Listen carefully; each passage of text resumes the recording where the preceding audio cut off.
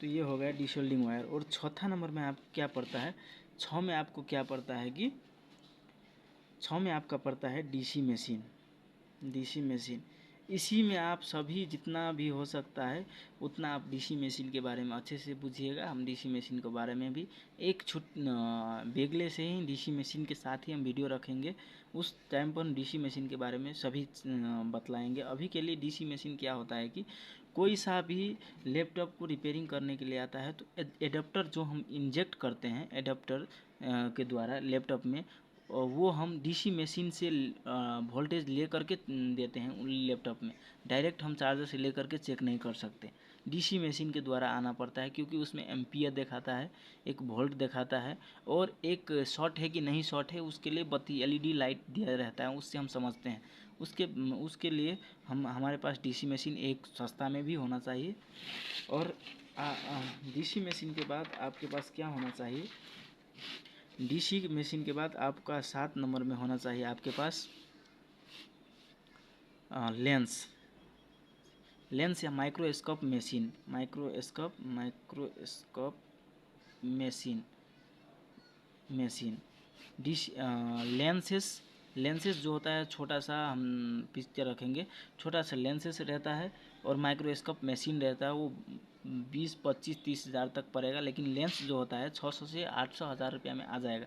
जैसे कि हम बच्चा में रहते थे तो औजार बॉक्स का जो होता था एक लेंस, जो हम इससे आग लगाते थे पेपर पर, वैसा ही प्रकार का होता है छोटा सा, लेकिन उससे थोड़ा अधिक जूम करने के लिए, क्योंकि इस बोर्ड में आप देखिए तो इस बोर्ड में आप अच्छे से देखिए तो जूम करके ध्यान से देखिएगा तो ये छोटा छोटा जितना कंपोनेंट सब है, इसको आपको देखने के लिए अच्छा से आँखा से नहीं दिख सकता है, आँखा से अच्छा से नहीं दिख सकता है।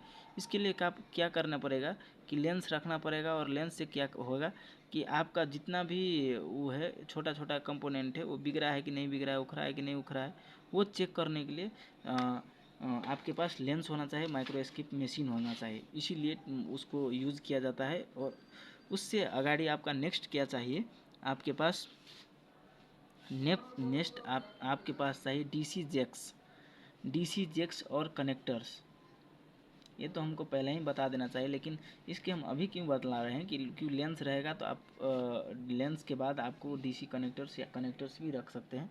डीसी जैक क्या होता है, जैसे कि हमारे पास बोर्ड तो विभिन्न प्रकार का आ सकता है, बहुत प्रकार का आ सकता है, इसीलिए हमारे पास 10 से 20 मॉडल का या उससे ऊपर, जैसे कि हो गया डेल हो गया, एचपी हो गया, एसर हो गया, आईफोन हो गया, बहुत सा मॉडल होता है, उसके लिए अलग अलग प्रकार का जैक लगता है हर एक लैपटॉप में। तो हमारे पास हर एक का होना चाहिए, लगभग की होना चाहिए, वो जैक हो गया। और कनेक्टर भी हो गया, कनेक्टर उसी के साथ कनेक्टर, जैसे कि हम एडाप्टर छिड़ाएंगे तो बोर्ड खोल देंगे तो पुराना मॉडल होगा जिसमें डीसी जैक से काम चल जाएगा, नया में भी होता है, लेकिन कोई बहुत सा ऐसा होता है, बहुत सी ऐसी बोर्ड जो आता है हमारे पास और आ सकता है आपके पास, जिसमें आप बिना कनेक्टर लगाए उसमें जैक ही नहीं हाल सकते, डीसी मशीन का वो वही नहीं हाल सकते, वोल्ट ही नहीं हाल सकते। जैसे कि हम इस बोर्ड में हम आपको दिखा रहे हैं, इस तरीके से दिख रहा है, इस तरीके से एक यहाँ पर लगेगा कनेक्टर, इधर इधर इधर लगेगा कनेक्टर। इसमें आप क्या कर सकते हैं कि इसमें कनेक्टर छिड़ाने के बाद आपको एडाप्टर जैसा बनेगा, ऐसा अभी तो इसके ऐसे पेन दिखा रहे हैं, ऐसा बनेगा। एक कनेक्टर इसमें लगाइएगा, वायर वाला कनेक्टर छोटा सा, तब ऐसे ऐसे इस तरीके इसका जैक मिलेगा आपको। और उस जैक में आप अपनी क्या लगाइएगा कि डीसी मशीन का जो वायर होता है उसको लगा करके अगाड़ी हम वोल्ट पास करेंगे। वोल्ट पास करने के बाद हम चेक करेंगे कौन सा बन रहा है कौन सा नहीं बन रहा है, इसी के लिए हमको वो भी होना चाहिए। और इसके बाद आपके पास क्या होना चाहिए, डीएसओ मशीन। डीएसओ मशीन का काम क्या है, ये तो आप टेक्नीशियन बन जाइएगा और काम करने लगिएगा तो ये भी आपके पास होना ही चाहिए। क्योंकि इससे हम आपको क्रिस्टल्स क्या फ्रीक्वेंसी और चेक कर, क्रिस्टल से भी हम इससे फ्रीक्वेंसी चेक करते हैं। क्रिस्टल का ही फ्रीक्वेंसी अधिक चेक करते हैं, लेकिन DSO मशीन का हर एक कंपोनेंट का आप फ्रीक्वेंसी इसमें चेक कर सकते हैं। कोई सा भी जैसे कि सिग्नल आता जाता है उसको हम क्रिस्टल से क्या कहते हैं, क्रिस्टल नहीं, फ्रीक्वेंसी द्वारा हम चेक करते हैं। जैसे कि इसमें भी सिग्नल आ रहा है, इसमें भी आ रहा है, डाटा हरू आ रहा है, क्लॉक हरू आ रहा है कि नहीं आ रहा है, उस फ्रीक्वेंसी में बनेगा। और फ्रीक्वेंसी कैसे कैसे बन सकता है, जैसे कि ऊपर नीचे जिग जैग मूड में हो गया, एक होता है ऐसे जा कर के सीधे जाएगा, नीचे आएगा, ऊपर जाएगा, छोटा सा बनाएगा, ये छोटा सा बना करके फिर ऐसे थोड़ा लंबा बनाएगा, फिर ऐसे जा कर के छोटा बनाएगा, तो और कैसा बनाएगा, और ऐसे लंबा लंबा ही बनाएगा। ऐसा भी फ्रीक्वेंसी बन सकता है। तो सभी का फ्रीक्वेंसी चेक करने के लिए और फ्रीक्वेंसी कैसे चेक किया जाता है वो भी हम DSO मशीन के बारे में भी अलग से ही वीडियो बनाएंगे। और इस तरीके से फ्रीक्वेंसी बनाता है, और वो हम अधिकांश RTC सेक्शन का क्रिस्टल चेक करने के लिए और एक जो हमारा स्पीकर में होता है फ्रीक्वेंसी, क्योंकि स्पीकर भी बोलता है कि ऐसा फ्रीक्वेंसी ऑन ऑफ करके फ्रीक्वेंसी बनाता है, फ्रीक्वेंसी ऊपर नीचे होता रहता है। इसमें भी एक क्रिस्टल होता है मदरबोर्ड में। तो इस दोनों का, और एक CPU में भी होता है, लेकिन अधिकांश इस दोनों में अधिकांश होता ही होता है। तो इस दोनों का फ्रीक्वेंसी हमको चेक करना ज़रूरी है। इसमें इसको तो अधिकांश 100% चेक करना ही पड़ेगा, ये बन रहा है कि नहीं बन रहा है, अच्छा है कि नहीं। क्रिस्टल RTC सेक्शन का, RTC मतलब होता है रियल टाइम क्लॉक। इसको हम चेक करने के लिए DSO मशीन में ही चेक करना पड़ता है। फ्रीक्वेंसी ऑल का फ्रीक्वेंसी जितना आपको चेक करना है, फ्रीक्वेंसी जिस चीज़ का, वो हम फ्रीक्वेंसी DSO मशीन में चेक करके उस DSO मशीन में ही चेक करेंगे। और उसके लिए हमारे पास क्या होना चाहिए, DSO मशीन भी होना चाहिए। और एक जो होता है हमारा बायस मशीन।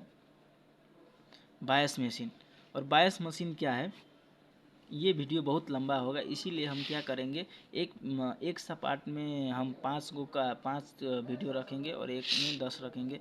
और एक हो गया बायस मशीन क्या है कि जैसे कि हमारा मदरबोर्ड में बायस होता है, बहुत बायस होता है। और बायस क्या होता है कि हम बतलाएंगे, बायस होता है, उसको बायस प्रोग्रामिंग करना पड़ेगा। प्रोग्रामिंग करने के लिए हमारे पास मशीन भी होना चाहिए। जैसे कि इसमें इधर है बायस मॉसफेट जैसा ही होता है, आपको दिख रहा है कि नहीं दिख रहा है, क्लियर नहीं है, क्लियर है। इस तरीके से मोटा सा बड़ा सा होता है, वो बायस होता है इस तरीके से। इसको निकाल करके मशीन में रख के, इसको निकाल करके मशीन में रख के इसको बायस करना पड़ता है। और बायस करने के लिए मशीन भी होना चाहिए, इसीलिए। और अधिकांश बोर्ड में सबसे अधिक बिगड़ा ही रहता है बायस, इसीलिए बायस बार बार करना पड़ता है। इसलिए हमारे पास बायस मशीन भी होना चाहिए। और इसके बाद बायस के बाद आपके पास क्या होना चाहिए कि इसके बाद हम एक और भी रख दिए सामान, लैंप भी हमारे पास बत्ती जो होता है, छोटा सा बत्ती होता है, उसमें लाइट एक ही टेबल पर दिखाता है और फोकस करके दिखाता है लैंप। उस तरीके से एक छोटा सा लैंप भी होना चाहिए। और लैंप से क्या होगा कि आपका जो इधर उधर अंधेरा भी होगा तो बोर्ड पर हमको फोकस लाइट बना रहेगा, इसीलिए लैंप भी चाहिए। और 14 नंबर में क्या है कि इतना 13 आइटम आपके पास है तो ठीक है। लेकिन अभी मॉडर्न ज़माना में क्या होता है कि अधिकांश बोर्ड में C टाइप का कनेक्टर भी आ रहा है। C टाइप का जो कनेक्टर है वो सबसे बेसी आ रहा है। तो ये आपको छोटा सा अलग से ही ले रखना पड़ेगा। C टाइप का जो कनेक्टर जो होता है, C टाइप का कनेक्टर जिसमें वोल्ट एम्पियर कितना खा रहा है नहीं खा रहा है वो भी आपको दिखलाएगा। वो C टाइप का कनेक्टर आपके पास अलग से ही होना चाहिए, C टाइप का कनेक्टर। क्योंकि अभी का जितना भी लैपटॉप बन रहा है वो C टाइप मॉडल में बन रहा है, इसीलिए आपके पास C टाइप का कनेक्टर भी होना चाहिए, जिसमें आपको वोल्ट एम्पियर से लेकर के हर एक चीज़ दिखलाएंगा। उसके लिए आपको होना चाहिए C टाइप का कनेक्टर। और उसके बाद आपको क्या चाहिए कि पेन ड्राइव्स दो से तीन आपके पास पेन ड्राइव होना ही चाहिए। एक बूट करने के लिए और एक जो हो गया आपके पास रीसेट फॉरगेट जो होता है वो करने के लिए वेंट्री बनाना पड़ेगा एक पेन ड्राइव को। एक बूट और वेंट्री एक ही से कर सकते हैं, लेकिन 2-3 रहेगा तो और डाटा भी रख सकते हैं, जैसे कि बायस का हो गया, स्कीमेटिक सब रख गया, डायग्राम और जितना भी हो सके उतना रख सकते हैं। क्योंकि आप बाहर में जाएंगे, जिसको आपका विंडो रखना है तो आप पेन ड्राइव में रख के लाएंगे और उसमें रख देंगे तो जल्दी हो जाएगा, और उधर जा कर के डाउनलोड कीजिएगा तो बहुत टाइम लगेगा। इसीलिए क्या करता है कि पेन ड्राइव भी आपके पास होना चाहिए, और पेन ड्राइव में जितना भी आपका विंडो रखने के लिए चाहिए, ऐप रखने के लिए चाहिए, वो आपके पास पहले से ही इंस्टॉल करके रखना चाहिए, और उसके लिए पेन ड्राइव होना भी ज़रूरी है। और पेन ड्राइव के बाद आपके पास क्या चाहिए, पेन ड्राइव होने के बाद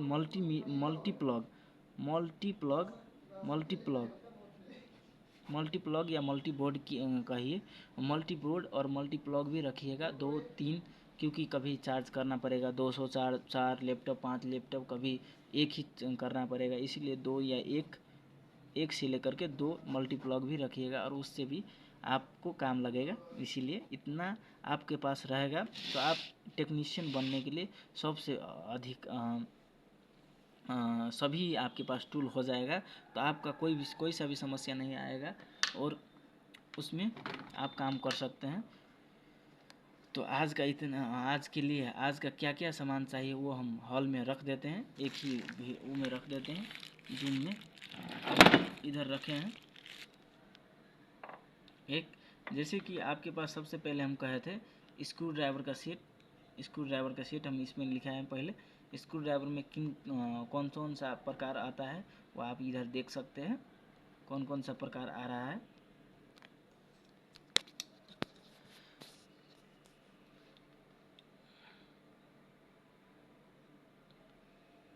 आपके पास स्क्रू ड्राइवर हो गया, स्क्रू ड्राइवर के बाद अब स्क्रू ड्राइवर में भी बहुत प्रकार होता है, फ्लैट होता है, फिल्स होता है, टॉर्किश होता है, पेंटा होता है, इस तरीके से नाम होता है, नाम याद नहीं कीजिएगा तो भी होगा। इसमें अब हमारा छूटा था आर्ट क्राफ्ट एक तरीके का ब्लेड है।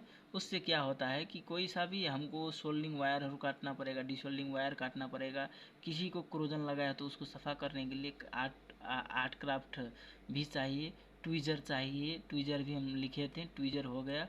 इसके बाद मल्टीमीटर भी चाहिए, डीसी मशीन भी चाहिए, आयरन मशीन भी चाहिए, हॉट गन, डीएसओ मशीन हो गया, बायस मशीन हो गया, जेक हो गया, कनेक्टर हो गया, यूएसबी लैंप हो गया, माइक्रोस्कोप मशीन हो गया, मटेरियल में थिनर चाहिए, फ्लोक्स चाहिए, आपके पास सोल्डिंग वायर होना चाहिए।